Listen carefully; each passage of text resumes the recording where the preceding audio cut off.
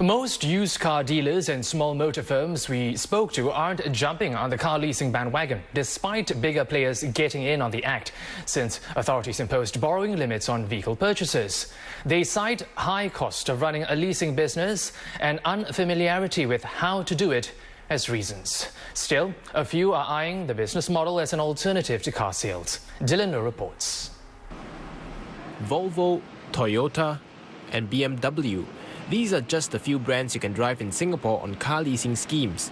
It's a midpoint between short-term rental and ownership, and you typically hold on to a vehicle for over a year and pay a monthly fee to use it. The car goes back to the leasing company once you're done.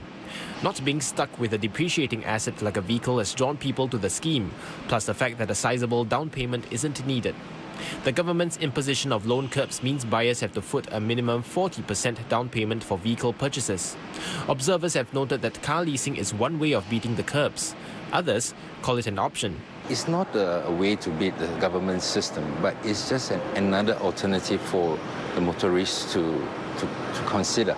Because there's no way we can beat the system, because ultimately leasing is still another. To me, it's like another menu, another dish on the menu for the company to sell. If you can spare 2,900 Sing dollars monthly for about a period of 5 years,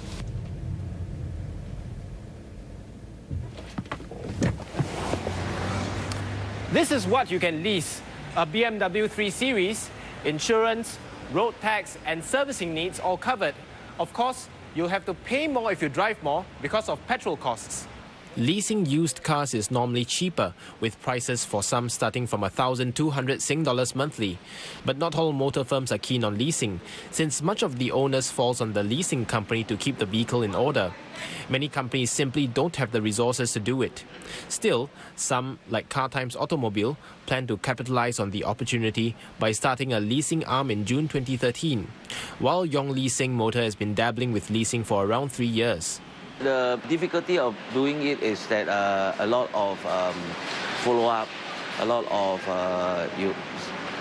support that we need to give for this consumer, or else you can't do it, because the consumer will not be happy, because in the midnight, what happens if the car breaks down?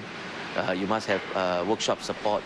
Observers note that the government's car cooling measures have shifted more attention to the leasing business, although it's been around in Singapore for over a decade.